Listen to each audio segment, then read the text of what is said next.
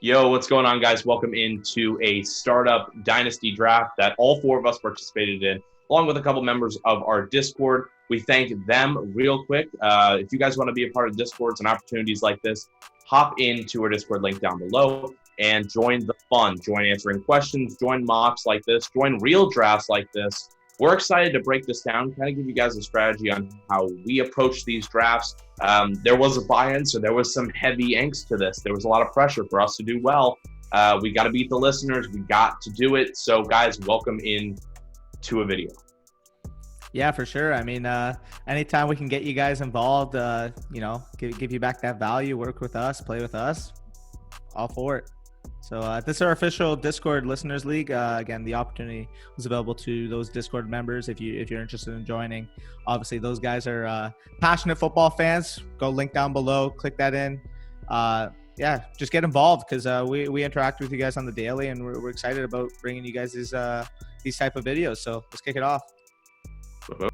I'm the best there is, plain and simple. I mean, I wake up in the morning, I piss excellence, and nobody can hang with my stuff. I'm just a big, hairy American winning machine. Alrighty, guys. So without further ado, we'll kind of recap the first couple of rounds, starting with the first round. So the first four picks were pretty chalk. I've been in some drafts. I know we've been in drafts, expert league, where this wasn't chalk, which was kind of weird, but this is how it went down. It went Christian McCaffrey, Lamar Jackson, Saquon, and Patrick Mahomes. So nothing out of the unusual there. But we did have one of us in this room pick Lamar Jackson over Saquon Barkley and Patrick Mahomes. So, Corey, what was your kind of thoughts on that? Yeah, so a big lesson that I would probably say everyone should be doing is not investing in the same players if you're in multiple leagues. So if you're in 5 dynasty leagues, like I'm in 4, so I own Barkley in 2 and Mahomes in 2. So I didn't want to pick them because I don't have any investment in Lamar Jackson. I want to watch Lamar Jackson have kind of some kind of skin in the game too. So yeah. I went with Lamar Jackson. I don't think it's like the tier breaks or whatever. They're all in the same tier to me. So I just wanted to get some shares of Lamar Jackson. That was kind of my rationale behind it. Absolutely. And Danny, you did this. You did actually where you traded up into these first 4. So your thoughts on that? Yeah, I was about to highlight that. So I'm perfectly fine with Zeke as a commodity. I think he's a fantastic running back, top 3 running back. For me though, I hadn't had a share of Saquon Barkley. I kind of just wanted to get a little bit of exposure, just another player. I have shares of Zeke, I have shares of Mahomes, and I have shares of Christian McCaffrey. Sorry, I completely forgot his name for a second, which I shouldn't. So I ended up trading up. If I click here, I ended up trading my 105 and my 408, I believe that is, for the 103 and the 610. So it ended up being Ezekiel Elliott and Odell Beckham for Saquon Barkley and Kareem Hunt. So, I mean, pretty wash in terms of value, in my opinion. But I just wanted to get a little bit of exposure to Saquon Barkley, so I'm fine with making that trade. So we'll kind of move on. So after the first core 4, a little mixed here. So it went Ezekiel Elliott, Michael Thomas, Alvin Kamara went to Lucas. Lucas, your thoughts on that? Him falling to you? I know Michael Thomas in mock drafts tends to go fairly early, but when we get into the real draft, people struggle to commit to him. Were you plenty happy to get a guy like Kamara fall into your lap, or were you kind of looking for Michael Thomas? No, yeah, Kamara's my RB3, my 105 in Superflex, and my RB3 in PPR. Just like this scoring, taking a receiver in the first round of a dynasty startup is not the move. Last year was completely an outlier due to injuries to the guys, Davante Adams, Julio Jones, Mike Evans having 2 0 games below him. In terms of why the gap was so big from the wide receiver 1 to wide receiver 2, that'll narrow down. They added in Troutman, Sanders, so he's not getting the season he had last year. And like I said, just in long term, you can fill in receivers. I'm sure we'll kind of recap down below that the point differential is not much different. I know Bush got a steal with Julio at the 5-2 because some people forgot that a top 3 wide receiver needs to go in the first even 3 rounds of a dynasty league in general. But yeah, no, Kamara's my 3. I just have him over Zeke. I think Zeke's production is going to limit a little bit.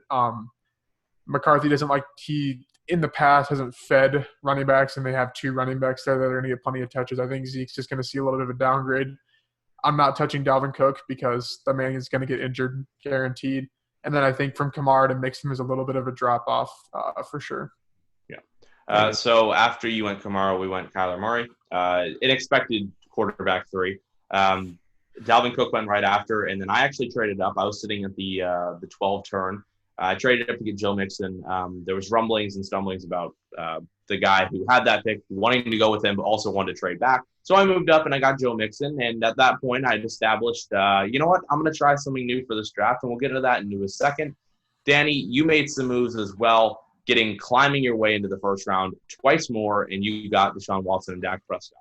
Yeah, I just I wanted to try out the strategy too. Again, those two guys are both in that elite tier, top 5 quarterback range for me. And in this Dynasty Superflex, I'm more than fine trading up for those elite options. Dak Prescott is my quarterback 3 in Dynasty formats. Deshaun Watson being my 5. And yeah, I mean, Kyler Murray would have been my 4 there, but he got taken, and I haven't had exposure to Deshaun Watson, so I'm more than fine making that pick there. I considered a guy like Nick Chubb, Clyde Edwards-Helaire at that spot, but ultimately stack those 2 quarterbacks to pair with my Saquon Barkley, and I'm happy with that result. So, yeah. I'm happy there. So right after that, I went Nick Chubb. So I went ahead and did my double stack of running backs, and it didn't end there, but we'll get to that later. Lucas, you actually took Clyde Edwards-Helaire, and you traded him later. You wanna touch on that? Yeah. So actually, the Joe Mixon pick was mine originally. I traded up to potentially take him or a quarterback, and then you wanted Mixon. So then we did another trade. I moved back here to this pick because I had the next pick, and then Danny wanted Watson. So there's a lot of trading going on. I went Helaire. I don't know. I have Eckler ranked higher than him in Dynasty. I think I just kind of want to be a little different and have a little fun with it compared to what I know. I have Eckler in almost every Dynasty league, so I just kind of want to switch it up. And the draft kind of went on. I guess I can kind of foreshadow what I traded him for. So it shows down below that I took DK Metcalf at the 5-5. I actually didn't make that pick. Dylan made that pick. We made the trade right around the ninth round. So right in the 9th round, we made the trade. So I ended up in total for Helaire getting Kareem Johnson, DK Metcalf, a 2021 second, and then I ended up getting Zach Moss there. So I know it might seem like an overpay or I guess bad trade in general, but I think Kareem can easily define the team next year that he can be the Clyde Edwards-Helaire possibly type. DK Metcalf still an elite receiver at age 22. I had a second next year, and we'll probably break down all the picks I have for next year. And then Zach Moss, I think he's going to take over Singletary's role in the long term. I think that he's the more complete back. I didn't plan on going Zach Moss there in general. I just think that I sold relatively even, maybe even high for Helaire. And Dylan was kind of punting the whole future anyway, so I kind of just let him buy in. He has 2 rookie running backs, and he's going on a win now streak, apparently, and we'll go through his team probably. So I don't know how well that'll play out, and I do hold a lot of his picks. So I'm kind of just banking on a little bit of a slow start for the running backs.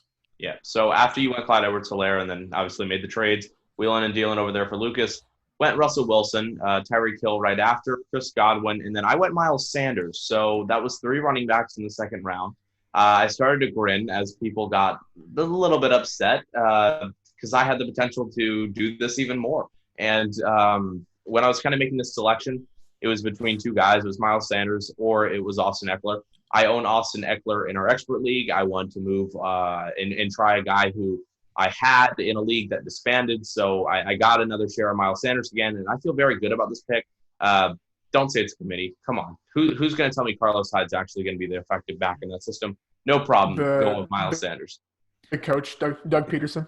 I mean, I do think it's going to be committee, but I don't think a guy like Sanders needs to be a workhorse, plain and simple. Like he can get 16, 17 touchdowns and easily return top 10 value just because of how efficient that system is. Yeah, so anyways, after that pick, Josh Jacobs went off the board. Yeah, can I touch on this real quick? Do it. So I was sitting there at the 211, and I'm feeling good, right? Before Tyler took Miles Sanders, I'm like, okay, I got 5 running backs on the board, the 5 that came off the board next. In a similar tier, Austin Eckler, Derrick Henry, Jonathan Taylor, Josh Jacobs, Miles Sanders. So I'm sitting there. I'm like, oh, yeah, for sure. I'm going to get one of these guys. Nope, all 5 off the board, next 5 picks. So I was like, I got to get out of this pick. I'm trying to trade down. Dylan wanted to come up. I believe he traded me a 7th rounder. And The third and rounder. his third rounder or something to come up. I don't even remember what the details of the trade were, but it was basically like a acquire mid-round picks kind of trade for me. I think that it's a very talent-rich area of the draft, as you could probably see by the 7th to 9th round if you go look at some of the players that came off there. So I traded down, and he came up and got he wanted a quarterback, Josh Allen. I didn't really want to pick a second quarterback quite yet, so I passed on that. Yeah, so Dylan actually we went heavy quarterback fairly early. Russell Wilson, Josh Allen, and they even had Drew Lock there at the end. So very, very talent-heavy quarterback-wise for Dylan's team. So, yeah, again, you touched on it. Josh Jacobs went after my Miles Sanders pick. Then Jonathan Taylor, Derrick Henry, Austin Eckler. You moved out for Josh Allen to be traded up for. DeAndre Hopkins went right after. That was kind of a surprising move for me. The people that are pushing away from the wide receivers in startups, I see in mocks everyone's okay with taking the wide receivers, but once when you get to a point where you're permanently stuck with these guys, people aren't really too confident in getting the wide receivers. Do you guys have any thoughts on that? Maybe just the strategy you guys were trying that he was able to fall that far, or what was your thoughts? Yeah, I mean, I was just going to touch up on that. If you see my draft board right now, you'll realize that the actual first receiver I took was Robert Woods in the 7th round, and I'm more than fine having him as a low-end wide receiver, considering the rest of my team. It's just way too deep at the receiver position this year. I really honestly believe that once you get into like the 12 to even 30 range, you're not getting much of a discrepancy between what these guys are giving you. So I'm fine with loading up on those elite quarterbacks and running backs early in the top, at the very least 4 or 5 rounds. And then from then on, then I like taking my approach of getting those mid-round receivers, because I just feel like that's where the value's at. So, as much as weak overall as I am at the receiver position, I feel like I can get by with guys like Robert Woods and Deante Johnson just because I believe in the talent and the situation there. There's still good receivers left, too. That's the big thing, is that we're in the, 13th round right now? Yeah, and like guys like John Brown, Sterling Shepard, T. Higgins, like Laviska Shenault, like these guys just went off the board. While you look at the running backs, there's a lot of like what if maybe kind of guys. Like I just took Chase Edmunds, Darrell Henderson, Anthony McFarland, Damian Williams. Like these guys are not by any means as proven or as maybe even as high a ceiling as some of the receivers that went in that range. So if you're going to be weak at any position heading into like round 7 or 8, receiver is probably the best one to be weakest in, because there's a lot of depth at the position. And I think it's pretty much like what Danny said, between like wide receiver 15 and like 40, 30-ish, like there's probably not much of a difference. Yeah. So right after DeAndre Hopkins went, it was Joe Burrow. So a turn where he got 3 really, really good players, Ryan did. He got McCaffrey, Hopkins, and Joe Burrow. Pretty good start for his draft. He hasn't made a single trade. Yeah, he didn't make a single trade. He loves it. So this is kind of the example of what happens when you don't make a move. His team actually looks pretty good, a little thin in some spots, but I think that's more or less the fault of mine taking 7 running backs. Don't worry about it. J.K. Dobbins went right off. Bush, you want to talk about that pick? Yeah, so like I said, I didn't have a lot of shares of Lamar Jackson. I had even less shares of J.K. Dobbins. So I wanted to get a nice get the Ravens backfield on lock. I know Dobbins probably isn't going to start right away. I'm kind of fine with that. I picked some guys later in the draft to make up for J.K. Dobbins maybe having a slow start. At this point in the draft, though, I'm not going to lie. I was like, man, my team's not going to be very good. I considered selling picks for 2021 first and stuff, but Thanks, Lucas. Yeah, I definitely turned it around later in the draft. We'll get to that. I was actually going to mention, in terms of that J.K. Dobbins pick, if you see how Ryan Herm took Hopkins and Burrow, I actually furiously tried to trade up because Dobbins to me is my RB3 in Dynasty, rookie RB3 in Dynasty. Okay, let me not get too crazy, but yeah, I really wanted Dobbins bad, and I knew for a fact that if it made it back to Bush, he would have taken them. But again, if you look further in the 3rd round, I ended up indulging on a rookie running back, but we'll get into that later. But Dobbins was my main target, and I kind of got denied there. So Danny's indulging in rookie backs today. So Devontae Adams went right after.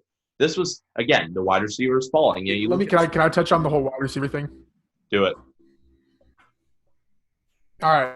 The thing with wide receivers that this blows my mind is you got a guy like Devontae Adams and Julio Jones, who to me are locked in at the wide receiver 1, 2, 3, however way you want to slice it with Michael Thomas this year. I just think that's what's going to happen.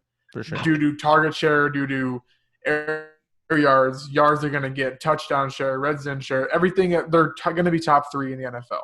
So like Davante Adams could easily slip to the 3-3 just because a ton of running backs went, like whatever, for sure.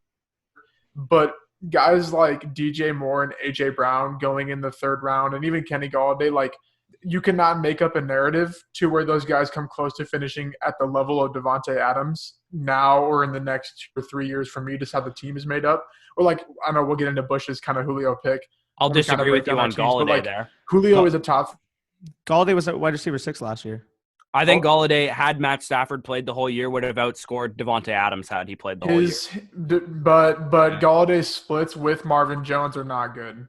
So No. It's like obviously the age plays into it. Like Kenny Golladay is only like he's a little bit older for a prospect when he came out, but he's still only like 25, 26. I'm pretty sure. So yeah, he's still got but like the age receiver thing but like, is they all fall for a reason. It's because we were all targeting running backs because we all listen. Like everyone in this listens to our channel, and if they don't, I don't know why they're in our Discord. But we all have been peddling the narrative or the strategy of pick running backs early because they dry up quick. So that's probably why all the running backs went off the board really fast, and you had guys like DJ Moore in the 3rd round to me is very like a huge steal. He's my wide receiver 7 in Dynasty. He's my wide receiver 6. So I mean, either it's they're listening to us or they're geniuses. But they're in our Discord. It's both. Because they're geniuses. So why aren't you there if you're not? Again, plug in that one more time down in the Discord. And if you're liking what's going on so far, subscribe, hit the bell, like, comment. We appreciate you guys being here. We'll move on. After Davante Adams, it went Mike Edmunds. Then Tyler did another thing. He traded up for what? What? Bro, what are you talking about, man? What did Tyler trade up for? Did you guess a running back? Well, indeed. Tyler saw Kenyon Drake, and he was like, you know what? In the expert league, I missed out on Kenyon Drake. I actually tried to trade up for him in the expert league with all of us. I was like, I'm going to trade up for Drake, but he was already picked because I'm an idiot. Do not watch the board. So this draft, I was like, not going to happen again. So I took Kenyon Drake here for my 4th running back. And I felt great about it because was I getting hate for this? Oh, yes, I was. And do I like hate? Oh, yes, I do. So, bam, Kenyon Drake with the selection. So Joe Mixon, Nick Chubb, Miles Sanders, and Kenyon Drake through 3 rounds. It was absolutely buttery, and I was okay with that. Yeah, it's definitely a solid start there. Obviously, I do have one question, though, for you on your strategy. So what are you going to do when half of these running backs you took are free agents next year and they all land on the same team or none of them land on any? Boom. Roasted. Hey, Lucas, haven't you been very avid of if you win the first year, you'll have buy-ins for the next but you got to win with the complete roster. You don't have a QB2, your wide receiver. This I didn't have a problem with. It's what you did after this that I had a problem with. If you started the draft with these 4 guys and then transitioned to balance out your roster, I would have been like, yeah, Tyler's got a really good team. Yeah, like you went overkill after this. Going to the team breakdowns. We're going to the team breakdowns. We'll just jump to the team breakdowns at this point. Let me finish the third round. Tyler's team. Let me finish the third round. So Carson Wentz went after Miles Sanders, then DJ Moore, AJ Brown, George Kittle, non-tight end premium. So that seems about normal for him. DeAndre Swift off. Great pick, Danny. Yeah. Baker Mayfield, then Kenny Golladay. So we'll get into some team breakdowns here. I guess we'll start with mine. Can I just touch up quick on the trade? Go ahead. Yeah. DeAndre Swift. So I basically ended up sending the 505, and I want to say it was – what was the trade? It was the 505 and another mid-round pick for DeAndre Swift and I believe the 11th or so. Yeah, it was the 12th. So I think I gave the 505 and my 9th for his 310 and 11th. So basically my rationale behind that was to me here, DeAndre Swift and Cam Akers in terms of dynasty value were kind of like the last of their tiers in my opinion. Again, like if Aaron Jones, if he had the contract, he would be in that too. It's just there's a lot of uncertainty there. Leonard Fournette, I just don't think is a good football player, plain and simple. And then you get into the Devin Singletary's, Todd Gurley's, which I didn't really want to get into. But DeAndre Swift, to me, again, they invested top 40 capital into him. He's a good, talented back. Carry-on has shown that he's unable to stay healthy. But when he did play, he was getting 17 touches a game, which again, if a guy like DeAndre Swift is coming in, I feel like he's going to get passing work. Maybe he won't get that 17 touch baseline right away, but I feel like he can develop into that type of guy for the Lions. So I'm more than fine trading up, getting my guy there, a little tier break after him for me. So I'm happy with him there. All right, so we'll jump into some team breakdowns. The hype has already been built. We'll start with mine. So I'm going to defend my case The first. other Tyler. Yeah. Yeah, I'm gonna defend my case first. All right, and then let me go after you go. Okay, Like, all right. on your You team. can settle down. Put it back in your pants there. All right, so Joe Mixon was my number 1 pick. Delicious, wonderful. I just had to move up just a little bit to do so. Nick Chubb was my next. And if you kind of see how I built this, I only missed out in the 5th round. I missed out in the the 10, 11, and then I have picks in every other round. If you're going to tell me that I'm going to get 4 running backs, I'm going to have 4 picks in the first 3 rounds. Everything's going to be there for me. I'm very excited about that. So we'll kind of break this down. Joe Mixon, Nick Chubb, Miles Sanders, Kenyon Drake. We talked about that. I went Aaron Jones after. Next, I went Matt Ryan. I had to get the 1 quarterback. Welcome to Superflex. That's the hell of doing a Superflex. So right after that, I went Raheem Mostert. So before I took why he's the starter. It's not a bad pick. Like, I think he's going to be good, but bad pick Tannehill. because he's your 5th running back. He's a free agent after this year, and you We'll needed a get into second that. quarterback or a receiver at this point. I definitely will would have get taken Tannehill in that spot. So here's the thing. If you look at what was taken off, the only 2 wide receivers were Robert Woods and Devontae Parker. I was able to get Adam Thielen and Tyler Boyd with the next turn. I was very happy with that. We move on. I got Matt Breida. I got Damian Williams too, and then I got Mike Gesicki. So this was my train of thought. At this point, after those 4 running backs were taken, I realized the board was getting very thin, and there was a lot of positions still available. Guys, the fact that Adam Thielen and Boyd were there that late was just enough to show you how much of the board was just falling. I accepted that, and I'm like, you know what? I'm going to keep grabbing running backs. I grabbed 2 more before I took my first 2 wide receivers. And what I'm doing there is I'm tempting everyone else in the league who is now thin at running back to come up and either trade me a quarterback, a wide receiver, and I can still keep the remarkable depth that I have built. I very much love this strategy. Like I said, I liked what you did in the first 4 rounds. I think it was smart. Matt Breida and Damian Williams are wasted picks, in my opinion. If you would have taken Michael Pittman and, I don't know, T. Higgins or whatever, or Laviska Shenault, like that would have been just way better because you took 2 backup running backs when you could have had 2 young starting receivers. I agree. Or even Damian Williams over like Big Ben, Jameis Winston there. No, thank you. I want guys who are going to start all year. Well, I mean, Damian well, You took Adam Matt Thielen. Breida's going to play 3 He's games. going to start like 12 games. Aaron But it's Jones. Matt Breida's going to play 3 games. All right, here I have a couple questions on this strategy. So yeah, Joe Mixon, Nick Chubb, Miles Sanders, Kenyon Drake, yeah, but he's probably not signing back because they didn't sign him back this year. Nothing's going to change for them to sign him back next year if they didn't want to do this because he's only getting older. But I don't mind the pick there. You can just replace him. So you took Aaron Jones here. If you're trying to win right away, I'm kind of confused why you didn't take Leonard Fournette, who Aaron Jones only played on like 60% of the snaps, and they added A.J. Dillon. So you should have taken Leonard Fournette, who's going to get 250 touches in general. Agreed. And I think Leonard Fournette would be a little easier to trade away too, because people are just completely off Aaron Jones, which they kind of should be in terms of like trading for them for your team. But then you go down, Matt Ryan. Yes, I don't mind the pick there; it's good value.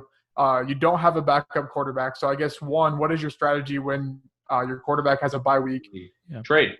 I'm not going to start the season without 2 quarterbacks. I can put that on the table right now. So you're going to have to sell low because people are going to know that. I won't have to. Look at the needs. I have 5. But everyone has 2 or 3 understood running the backs. issue. Everyone could have running backs. You could have running backs. Do you have running backs that you even feel comfortable starting? Okay, so what running back are you planning on trading away for a quarterback? Because I'm not giving you a quarterback for Aaron Jones. Yeah, like I wouldn't give you. Yeah, those guys I would never give a quarterback for. But like you have to give up one of Drake, Sanders, Chubb, or Mixon to get a quarterback. Like, no, they're staying. No, the top 4. So I guess who are you going to trade for? Yeah. Like, that's why we're so confused because if no one liked, people would have taken Aaron Jones, Raheem Mostert, and Breida if they wanted them on their team. Realistically, here I'm looking at quarterbacks that went after Aaron Jones. I wouldn't trade Tua for Aaron Jones. I wouldn't trade Darnold. I would have picked Odell Beckham there if I was you. That's who I would have picked. I would have taken I would have I taken. know you don't Julio. like the Browns, but Julio. Odell Listen, Beckham in there's nearly the always fifth round. a desperate need for running backs. Every single league you've ever been in, there's always been at least 2 or 3 teams that are desperate for running backs. And not Aaron Jones. But there is, but not for Aaron Jones, Raheem Mostert, and Matt Breida. It's a starting back that can fit on their team. You guys are he's actually the backup for the. You guys are like, what happens if Matt Ryan goes down? Well, what happens if a running back goes down? Like same shit. We're just trying to play the hypothetical of we're mad that Tyler has all the running backs. No, my biggest bugaboo about the draft is I like Raheem Mostert as a player, but he's not signed after this year. And you pass on Ryan Tannehill when you had a clear QB2 problem in a super flex. That's my biggest bugaboo. I don't need a second quarterback in a super flex. If I'm I have sure Aaron you would have Jones, picked Stafford had I not picked him ahead of him though too. If those 3 are filling my flex, it's not a desperation for a quarterback. I love that people kind of always see, it's a super flex, so I have to grab 4 quarterbacks. Like, why? Why can you just not steal on all the talent that's falling in your lap? I have 2 quarterbacks. I stole on all the talent. How about we transition away from Tyler's team? We've been talking enough. Yeah. Let's go to my team. Like I said, my draft did not start out too well. It just seemed like the tier breaks were just falling. I was falling at a horrible time. So I got Lamar in the first round, which is what I wanted to get. J.K. Dobbins, I was like, okay, like this is not really good. I'm leaving the first 3 rounds with only Lamar and J.K. Dobbins. So I believe I traded up to get Kenny Golladay, if I'm not mistaken. It's probably in your trade back, I bet. It might have been. I'm not sure. So I got Kenny Golladay at the end of the round. That's great wide receiver 1 going forward. Mark Andrews, I got to stack with Lamar Jackson, which I definitely love. I think getting Mark Andrews in the mid-4th round is definitely a good value, even though it's not tight end premium. Yeah, I like it. And as Lucas mentioned, I absolutely stole the best receiver in the NFL. Yeah, seriously, people have been off him for the last 3 years because he's old, but he's a top 3 fantasy wide receiver until he retires. Then you can figure out your take him in the 2nd round. Who cares? Fix your receiver problem when he retires in 3 years. It's not exactly. Don't take DJ Moore or AJ Brown, who are going to get maybe a 20% target share. Go take the guy that's getting 30% target share for the next 3 years. I disagree on the DJ Moore and AJ Brown. But why though? DJ Moore is never going to finish top 3 in the next 3 years. How do we know that? He just got a better quarterback. Because McCaffrey's there now. Wow. Robbie Anderson, Ian Thomas, and Curtis Samuel. And you got a quarterback who's a dump machine. We saw what Teddy Bridgewater was still able to do when he started games with Michael Thomas. Yeah, but he's not going to produce a top 3. Michael Thomas runs like 5-yard outs. Like that's so does DJ Moore though. Yeah, DJ Moore's average yard per target was like over 9. And I guess what Danny's trying to bring up. I have DJ Moore ranked as my 6. Like you have to. It's a dynasty league, but you cannot tell me you'd rather start DJ Moore over Julio Jones. Now, next year after that, the year after, until he retires, you would rather start Julio Jones. But that's the thing with Dynasty. Obviously, you want to talk about top-end talent. Like Julio Jones on a redraft easily. But we're talking about a 31-year-old receiver versus a 22-year-old receiver. There's a big difference that continues to put up 1,500 yards every year. So say Julio's in the league next year. You want to start DJ Moore over him? But let's get into this. I don't want to compare Julio to every 31-year-old receiver because Julio Jones is one of the best 5 receivers of all time. Yeah, no, he's going to get 1,500 yards until he retires every single year. DJ Moore. We hope DJ Moore gets 1,500 yards behind Christian McCaffrey. How long did T.O. play? T.O. at 31. How many good fantasy years would you have had from T.O. at 31? I don't know. He retired super late. I know he retired. That's what I'm saying. Julio's a different cat. He's not your typical 31-year-old receiver. There's always going to be Calvin though. Okay, he retired though. I don't think Calvin was on. Well, hold up. Calvin was on a team that absolutely blowed, and the team never did anything to grow around him. So and he got injured. So what? There was zero motivation for it. Julio has just been consistent. Think about this though. There's always going to be that 22 young receiver that you can take. There's never going to be a 31-year-old receiver, even up to 34 years old, that's going to get 1,500 yards under Dirk Cutter. There never is going to be one like that. So, go take Julio. I would take Julio over DJ Moore, no matter if I'm winning, rebuilding. Because in 3 years, DJ Moore might be on a different team. The Panthers still might suck. We don't know who their quarterback's going to be. Julio's production in those 3 years until he retires, no other receiver can beat it. Wait, sorry. Yeah. So you said DJ Moore's your wide receiver 6 in Dynasty. That means you have Julio ranked ahead of him. That's rankings. That's not how I drafted though. You can't rank Julio ahead of DJ Moore, but I'm going to take Julio because you're going to get him at a discount. He's going to produce better than DJ Moore the next 3 years. At an ADP, I get when you're drafting in terms of value at ADP, I get that. But when you're making your overall board. If I'm on the clock and Julio and DJ Moore are on the clock together, I would pick Julio over DJ Moore. I'd take DJ Moore, but I don't look at Dynasty in terms of 5-year windows or 8-year windows. I look at it for every 2 years. 2 years is what I look ahead to. Is Julio going to be in the league for 2 more years? Like 99% chance. I just look at it in terms of projecting the value, right? Like if we're talking about, is a 22-year-old receiver going to hold or gain value as opposed to a 31-year-old receiver? But you hope DJ Moore even sniffs Julio's fucking stratosphere of value. I get that, but if Julio, say, has a down year, let's say 1,100, he's had 1,400 yards like 7 straight years. I'm just playing. He's not going to. It's I'm just playing a hypothetical right now. If Julio ever dropped to 1,100 or 1,200 yards in an off year, his value gets shot down. That's what DJ Moore's like. Maybe not his ceiling, but like that's like a very good year for DJ Moore. Had 1,175 receiving yards. Now he adds in Robbie Anderson. Yeah, now he adds in Robbie Anderson, Ian Thomas. Greg Olsen wasn't there last year. Ian Thomas was also hurt last year. So like, he's the second option maybe because Robbie Anderson only signed there. Because come on, he's definitely better than Robbie Anderson. Let's not. It doesn't matter if he's better. Well, yeah, it's opportunity. Mark Andrews is better than Nick Boyle, and Mark Andrews is the backup tight end.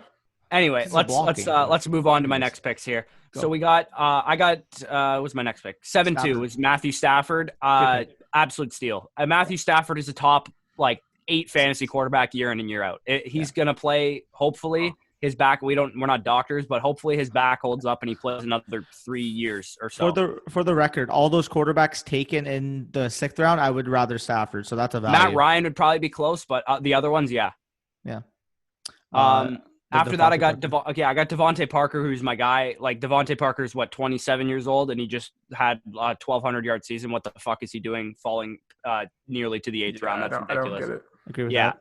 After that, well, hold up. I think this is kind of the situation. So I'm not saying that I'm just discrediting Devontae Parker and what he did last year, but they did add 2 running backs to a team who had no running game at all. So they're just 2 backs. They don't run that much. I still think he's good. Listen, I think he's good, and I'm very happy to have him on the Dolphins. But they have 2 running backs now who can actually run a football. Patrick Laird. Yeah, but I mean, I get what you're saying. That's what I'm saying. Breed is not getting more than 10 touches a game just because. Well, it doesn't matter. That's going to beat Kalen Balage's productivity. Same with Jordan Howard. You put those 2 together, but that results in more red zone opportunities for Parker. Yeah, it's only better. It just makes the offense better. You're arguing yards, so I was just trying to. No. I think Devontae Parker is the primary option in the offense. Like maybe the running back options hurt guys like Preston Williams who aren't like the primary option. Like Devontae Parker is the guy. Like he's the go-to guy there. So I think the offense is only going to improve. They have in my opinion, I don't want to use the word generational, but a franchise quarterback in the wings for when Fitzpatrick is not the starter anymore. So I love the pick of Devontae Parker there. After that, I decided to pair 2 undervalued running backs from the 2018 draft class in Sony Michel and Ronald Jones. They're going to get nearly 20 carries a game. I don't know what the hell. Someone's bought into Michelle. Thank you. For the record, too. I'm not the only one. I was going to mention, if you see on the board right now, you'll see that I picked 2 picks before Bush when Bush got Parker. I ended up going with Robert Woods again. Those guys are same tier for me pretty much. I have Parker in another Dynasty League that we'll actually uncover together. Me and Bush co-own him in our Experts League.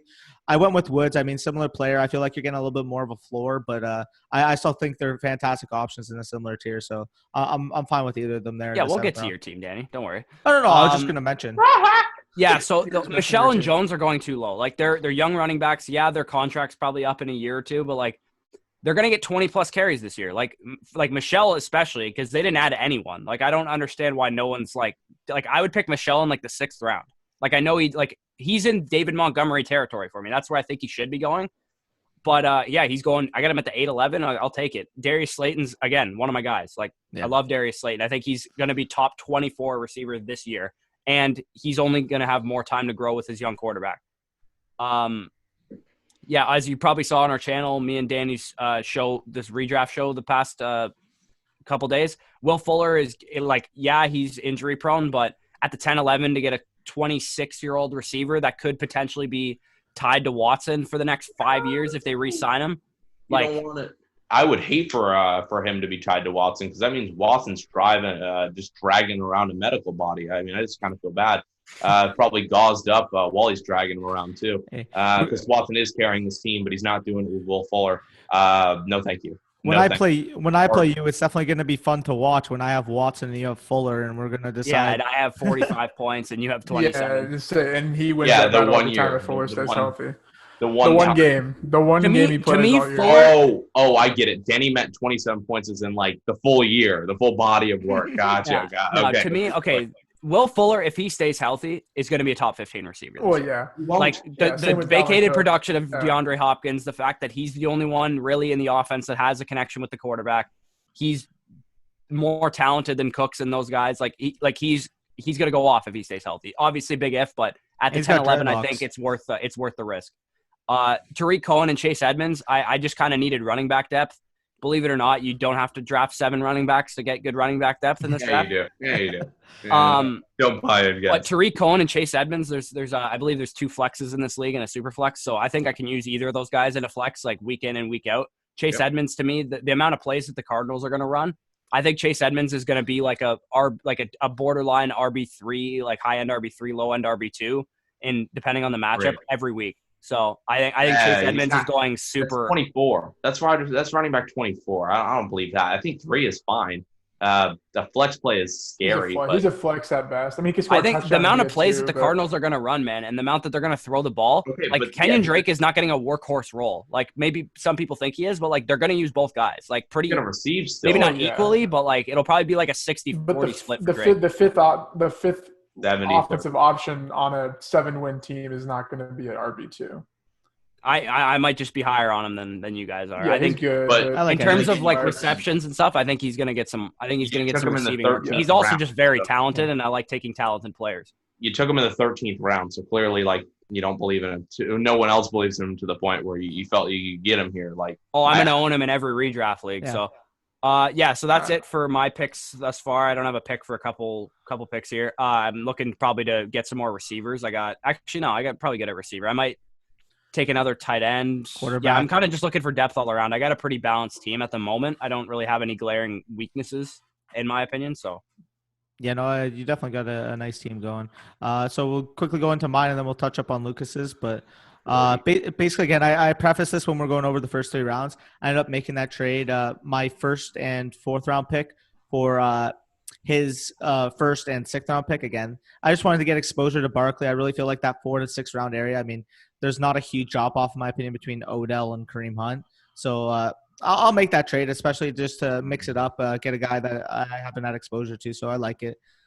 You'll see here, I ended up having 3 first-round picks. We'll get into that. I don't have my first next year, but the 111, I ended up giving the 208 and 811, and it was the 208, 811 for his 111 and 1111. And I think I gave him my first-round pick in that deal. No, I gave it to Luke. I don't know. It was something like that. I ended up giving Dak Prescott my quarterback 3 in Dynasty. I love the player. Obviously, I'm a Cowboys fan, but that's not just the reason why he's my QB3. That offense is going to be explosive. So lock him up. He should be going at the end of the first round in every Dynasty draft, in my opinion, if it's a super flex.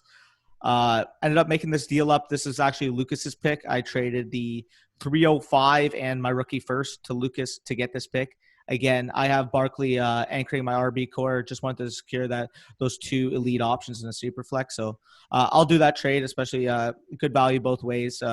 Just wanted exposure to Watson as well. I ended up making that trade up for DeAndre Swift. A lot of trading. If you know me by now, I trade almost every pick.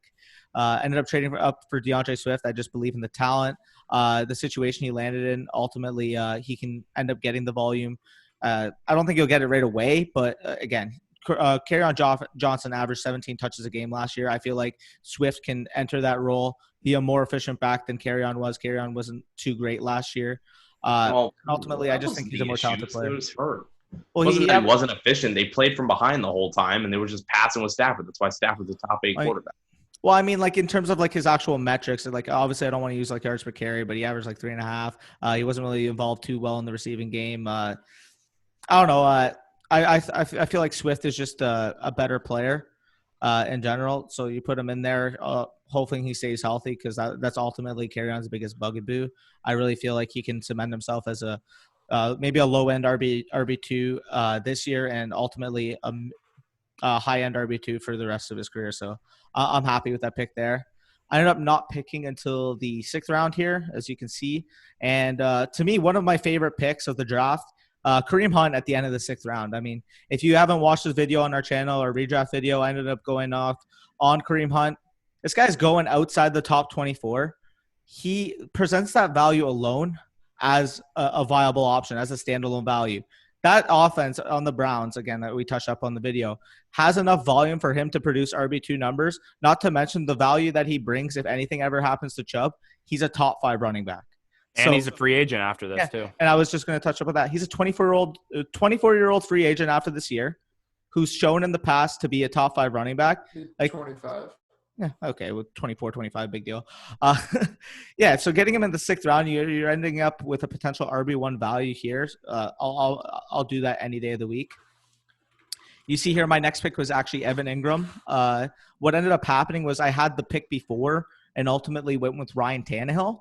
And the person who was after me, Robert Deli Meats, Tyler's best friend, he ended up he needed a quarterback bad, so he ended up flopping me his 2021 rookie 2nd rounder and the pick, so Evan Engram, for Ryan Tannehill, just to make sure he secured his quarterback. Again, makes sense both sides. Yeah, it's so dumb. I don't get that. Well, I mean, I don't get why he would do that. It's not like you're going to take. It's not like you're going to take Tannehill. Well, I did take Tannehill. I mean, you didn't take Tua. Like, you took Tannehill. Like, what the hell? I feel like people are underrating Tannehill, man. I like Tannehill a lot. Tannehill's a great 15 passes a receiver. game. I actually did take Tannehill. So, like, he didn't just trade for the pick to jump up for Tannehill. Listen, I took Tannehill and then traded him to him. He's Jimmy G Jr., ready? Yeah, Super Bowl contender. So, yeah, I ended up going with Evan Engram. Obviously, you're getting him at a discount here for a reason. He does have injury concerns. But, I mean, on a per-game basis, Tyler broke it down. I mean, he's an elite talent at the position. So banking on he plays 12-plus games, he's going to return top 4 value, in my opinion. So getting him here, good value. Hoping again, as Bush said with Will Fuller, hoping he stays healthy. That's what's hilarious. You just said top 5 value, and you said if he plays 12 games. Now imagine he plays more than that. Like, holy fuck, yes, please. Easily. And again, I ended up, we'll get into it, but I ended up backing myself up in case he doesn't play the games with Hayden Hearst. But we'll get into that. I just don't understand how Tyler can like Evan Engram and not Fuller. Like, if you have the exact same rationale for both guys. It's a tight end over a wide receiver. It's a worthless position, and then a position that wins you championship. And one's tied to an elite quarterback. Yeah, I guess I'm confused. Yeah, dude, Daniel Jones is elite, baby. Yeah. No, he is elite, but I love Daniel Jones, but he's not Watson. Waiting on Fuller to fall in your lap when you can just get any of the other amazing wide receiver talents that are. Because Fuller, when he plays, wins you the week. Okay, no matter. Denzel Mims was taken over Will Fuller. That's not true. As was Brandon Cooks and Michael Gallup and Jarvis Landry, Marquise Brown. If Will Fuller's healthy, give me all those guys, and it's not close. It's not when Fuller plays. When he plays, he's not even efficient. Like I think he's gotten 4 times. 4 times his entire career, he's actually seen more than just 9 targets. He averages 15 PPR points per game. But you're also he didn't need 9 targets. He scored 3 touchdowns on 4 catches last year as your flex. You're not drafting him. He's never played a game without DeAndre Hopkins in the lineup. There's 150 targets. Yeah, you know why? Because the one game Hopkins missed, he wasn't in the lineup either. Crazy, because he's always hurt. Like, why are you telling me this? You're telling me you can take 9 positions and then take a guy that if he plays 3 games gets you 40 points those 3 games, you would not do it. He's not going to get you 40 points those 3 games. He's never done that. He might do it in 1 game. You're right. Twice one game. Year. You're bouncing off of. You're going to hurt your own lineup for 3 games so that you can get 1 game. You have out of my flex. You have to get to the playoffs to win the championship. You have to get to the playoffs to win the championship. Yeah, so does Will Fuller. He has to get to the playoffs. He has to get to week 15, 15. Really? Yeah, I know, dude. I know he's injury prone. I'm aware of that. It's not Corona. It's the fact that he can't get to a full season of health. He can't. He's never done it. The thing is, neither did Vontae Parker until last year. He has had more injuries than he's had seasons played. The thing is, though, neither can Dalvin Cook, and he goes in the first round. If Will Fuller wasn't injury prone, he'd be going in the top 4 rounds. That's the thing. Oh Here, yeah, you you wanna- can't. you know what's funny? You can't pull the. He's But I'm one saying, like, the injury- risk is Fuller baked wasn't in. injury prone. If he Yeah, the injured risk is himself- baked in. You get him at the That's 10th what I round. mean. I would probably like consider Fuller in like the 7th, 8th round based on his upside. Oh, Like the God. risk is baked in so much to the Oh, my like God, like what? almost being an 11th round pick. He's almost It's like no risk whatsoever. He's a He's- young receiver He's who's so tied to close an to elite averaging quarterback. 2. He's so close to averaging 2 injuries per All right, season. let's move on. You know that? Let's That's move on. insane, isn't it? Anyways, yeah, as I briefly prefaced when Bush was going over his team, I ended up going with Robert Woods again. Just wanted exposure to the player. Have Parker in that other league, the Extras League, similar tier. I'm fine with doing that. Going here, you're gonna see there's a few red down here. I'll get into that, but I ended up my main targets were Darius Slayton and Michael Gallup at this turn pick. Both were taken by Bush and Lucas respectively. So I ended up going with Drew Brees again. Short-term option. He's going to give you top 10 value at the quarterback position for the next 2 years that he signed. More than He's more only than playing one. Okay, say one. I'll get into where I cuffed him, but one- yeah, okay. This year he's going to be a top 10 option. I feel like I got a good squad to make a push, so I'm happy getting him as my quarterback 3 behind those 2 elite guys. Going into it, Deante Johnson, one of my main targets here. I would have been fine taking him as soon as the 8th round, 7th round. Like, he's a talented player. 600-plus yards last year in one of the most turnstile situations you'll ever see. I mean, Flathead Rudolph and Duck Hodges was throwing him the ball, and he still produced there. Juju, again, I'm not going to speculate that he's going to leave, but there's more than enough volume with Ben Roethlisberger ultimately down here. Got him coming back. So I'm really happy with Deante Johnson there, 23-year-old receiver who has all the talent in the world there. But he didn't produce a Big Ben yet. No, I know. I'm just saying, like, the passing volume in general is naturally going to increase with Big Ben as it does every year when he plays. So getting a talented guy like that, a much better quarterback to work with him, who has shown over the years that he can support 2 fantasy relevant wide receivers. I'm happy with him there. Yeah, I was pissed you took him. Like I know I like Fuller, but like I would have picked Deante Johnson over him any day of the week. For sure. And then going back here, Lucas briefly prefaced why we don't like Aaron Jones. It's because they took this guy in the 2nd round. Like, they invested heavy capital into a workhorse type running back. Getting AJ Dillon here, he can ultimately become the starter after this year. So I'm more than fine here getting him as my RB4, just kind of plugging it in for this year, and then ultimately him being a good flex play at the very minimum for years after this. So I'm fine with him there. Yeah. Preface Ben Roethlisberger, again, starting quarterbacks were running dry at this point. I believe I got one of the last ones available. So take him there. Him and Breeze can fight for that QB3 spot on my team. I'm more than fine with that. Yeah, I'm going to be offering you a trade after this because, 1, you don't need both of those guys, and 2, I do need them. So, Gotcha. Tyler does too. It's all right. I mean, real quick on AJ Dillon, Aaron Jones was the running back 3 last year, but it's fine. Yeah, no, I know, Yeah, but running back 2 on insane touchdown rate. So Yeah, well, they have clearly made it clear that they're go look ready at his to numbers when run the Devontae ball. Adams is out of the lineup too. yeah, I saw Nick posted that today, actually. Yeah, they made it clear they're going to run the ball with AJ Dillon now. So Why though? because they took him in they traded up for him in the 2nd round. Yeah, well, Jalen Hurts was drafted in the 2nd round. Is he ready? yeah, to but the start? Eagles he's are a gonna- poverty franchise. Don't compare it. And he's going to be a starter once Carson Wentz gets – no, you can't say facts. They won the division last year. Shut the fuck up! Fuck off. And they were in a Super Bowl 3 years ago? So 2 years ago. Did they win it, Lucas? I don't recall. Well, Did- no, but I don't remember the last time the Cowboys were in a Super Bowl and Danny was alive. You know, sometimes your words, they hurt. All right, relax, buddy. 5. Wait, Lucas, anyways. When you're alive. Lucas, the Eagles did win the Super Bowl. Oh, yeah, they did. It doesn't matter. Oh, yeah, because Tom Brady dropped the catch because he can't catch. He can just be this kid. here. All right, move on. So going back to my team, obviously Snipe Bush here. He'll probably get into it after this, but I got Jameis Winston. Again, we don't know about Winston, the GOAT. the longevity of Breeze. Winston's still a young, talented quarterback sitting on a 1-year deal. Ultimately here, you get him as insurance if you're the Saints. If he shows out, like say Breeze misses time, he shows to be a capable, good backup. I'm more than fine taking the chance that he ultimately gets the job long term, or at least for a bridge deal. Because he's shown, like, when he is the starting quarterback, he is more than a fantasy relevant quarterback. He's a top 5 fantasy quarterback. So getting him here, I mean, he's clearly the best. I don't want to call it a quarterback handcuff. Like, I don't want to consider him a fucking backup either because he's had starting experience. But ultimately here, he's the most valuable quarterback left on the board. So I'm fine with taking him here. And then Hayden Hearst, again, we mentioned him in the recent video. He's a stud. Like he's a good player. They traded 2nd and 5th round picks for him. We saw what Austin Hooper did in that exact situation last year. Atlanta, highest pass to run split last year at 66.7%. Austin Hooper, 18.5% target market share. You plug Hayden Hearst in, who measures up athletically in terms of comparison to Austin Hooper.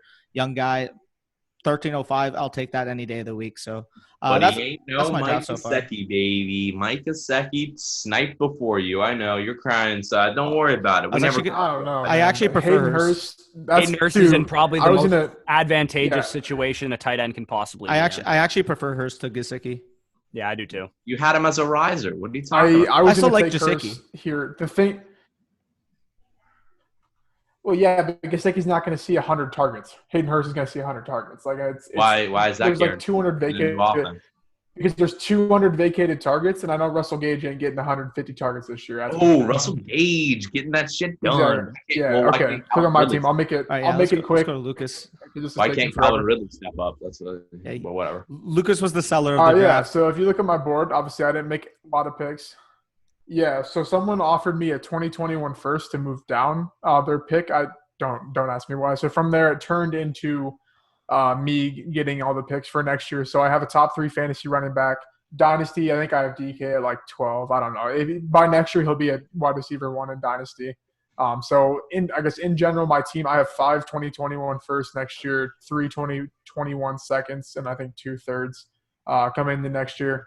I kind of reached on the rookie running back quarterbacks, but I'm definitely just playing for the future. So I'm going to have a starter next year in Herbert. Probably a starter next year in Love. I don't really know. I knew he was going to go before I could pick again, so I just took him there. Justin Jefferson's going to see 100 targets, roughly maybe 90 if he just fills the vacated production. Michael Gallup at that pick. You sniped me. I don't know. That's more of a long-term play for me because I still think he'll be at least 800 yards if Lamb takes 1,000 over the 2. But then he's a free agent at 25 years old or 26 years old. If you have a 26-year-old free agent that's put up 3 consecutive 1,000-yard seasons, I think he's going to get paid and get good production. So that's kind of the route I took there. Kerryon Johnson in the 9th round, I don't know what people are doing. The man's 22 years old. Like, I get that DeAndre Swift went there because they invested top 40 capital. They also invested the top 40 capital in Kerryon Johnson.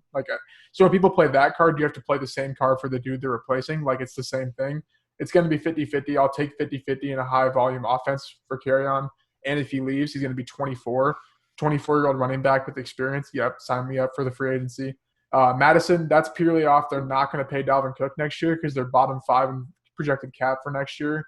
I don't think they're going to pay a running back that gets hurt all the time. Madison's a beast. Nick Foles, purely, I'm definitely going to be trading him. Actually, probably not because I might need to start him. But last, probably long-term locked up quarterback in terms of dynasty. Nikhil Harry, told Bush this. I'm basing this purely on hit rates. First-round receiver, the hit rates are good for year 2 and year 3. I like Pittman, but you're still kind of – Nikhil Harry's probably going to be the number 1 option long-term if he does hit out, which is, like I said, the hit rates. Pittman if he was good, he probably would. I like him a lot. Yeah, he's obviously good because he's a first-round pick. I didn't know. Well, I mean – he's going to be on the Patriots. Okay, well, J.J. Arcega-Whiteside was like a top 50 pick, so – Well, yeah, and he's still a good football player. I don't think the situation was – I guess what I'm saying is Jarrett Stidham coming in. Obviously, Edelman's going to get his X amount of targets, but who's to say Stidham doesn't really like Harry? And it's the 11th round. I personally just didn't see it with Harry coming out of college or in his first year. So I kind of avoid him like the plague because I'm sure there's a chance he proves me wrong. Like I didn't believe in Sutton and he proved me wrong, but I just don't see it with Harry. So yeah, I would have picked Pittman or probably Pittman or maybe Chenault there. And then Jonnu and Zach Moss. And then I went Zach Moss. He's Frank Gore with a lot more upside, so 9 points. I didn't even see that you took Jonnu Smith. Fuck. Yeah, and then I was gonna go Hayden. I was gonna go Hayden Hearst or Mike Gesicki. They both went. So Jonnu Smith's that last long-term rough tight end. I don't know. Tight end in a non-tight end premium league, I hate reaching because you can just stream. I know it's Dynasty, but you can still just stream tight ends. Obviously, you have your top guys, but when it gets down to I was high on Waller, but not anymore. I'd say from Waller to Smith, that's what a 6-round difference. Like they might score 1 point more a game than Jonnu Smith. So give me a hot take right now. Jonnu Smith will outscore Darren Waller this year. I'm a fan of Waller. So. Hayden Hearst That's a gonna be huge hot take, but I would Hayden Hurst gonna be a legitimately top like. 4 tight end this year. So I think guys, Johnny Smith is that's going to be the like a wrap. top 8 tight All end right. guaranteed. I gotta go. It's hailing. I gotta go move my car in the garage. So I peace gotta out, go guys. eat. Yep. Easy. Well, there goes Lucas. Here goes me. I got to go to work. We're all doing shit. But thank you guys for being a part of this Discord draft. Startup. Again, if you guys want to be a part of this kind of stuff, go into the link down below in our YouTube description. Lucas, go move your car. You have a great rest of your day, everyone else. See ya. Peace.